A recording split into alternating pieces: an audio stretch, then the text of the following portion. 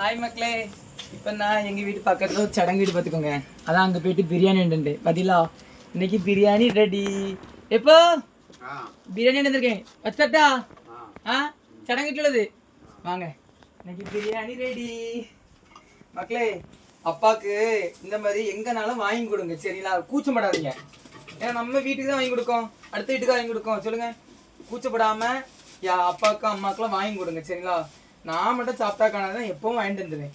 ஐயோ சிந்துதே, இலையில வாங்கிட்டு வந்து பார்த்துக்கோங்க. அதான்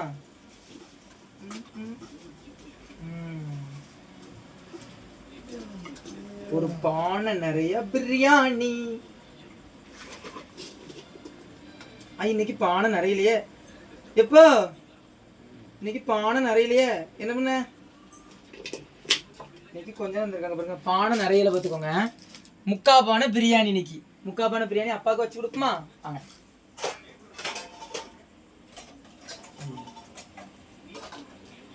நல்லா சிக்கன் பீஸ் தான், உள்ளி கூட்டு தான். கொஞ்சம் தரணும். நீங்க அப்பாவுக்கு வச்சு கொடுப்போம். எப்போ இன்னைக்கு முக்கா பிரியாணி பாத்தீங்களா, முக்கா நிறைச்சி பானையில பிரியாணி. சடங்கு வீடு வந்து எங்கள் வீடு கொஞ்சம் பக்கத்து சொந்தக்காரங்க தான், அங்கேருந்து எங்களுக்கு பிரியாணி வேண்டியிருந்தேன். ஆனால் கேட்ரிங் பசங்க தர மாட்டுறாங்க. என்ன பண்ண, இந்த மாதிரி எல்லா இடத்துலையும் கேட்ரிங் விட்டுறாங்க. நாங்கள் எப்படி பிரியாணி வாங்க முடியும்? அதுதான்ப்பா.